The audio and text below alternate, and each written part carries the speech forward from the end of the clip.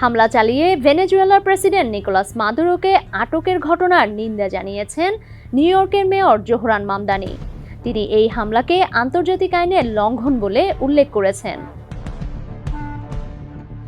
নতুন বছরের প্রথম দিন নিউ ইয়র্কের মেয়র হিসেবে শপথ নেন জোহরান।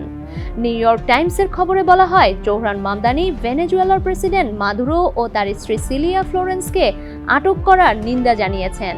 তিনি বলেন, এটা যুদ্ধের মতো একটা কাজ, একই সঙ্গে দেশের ও আন্তর্জাতিক আইনের লঙ্ঘন।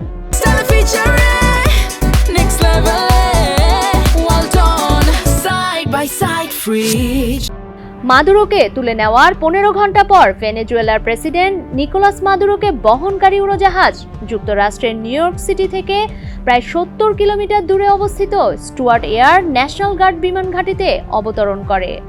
যুক্তরাষ্ট্রের পূর্বাঞ্চলীয় সময় শনিবার বিকেল 5টার দিকে উড়োজাহাজটি ওই বিমান ঘাঁটিতে অবতরণ করে।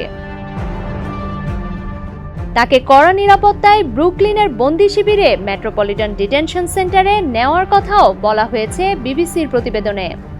মার্কিন সংবাদ মাধ্যমগুলোর প্রতিবেদন অনুযায়ী সেখান থেকেই তাকে মাদক ও অস্ত্র চোরাচালানের অভিযোগে করা মামলায় ম্যানহাটনের ফেডারেল আদালতে হাজির করা হবে। ডেস্ক রিপোর্ট, সমকাল।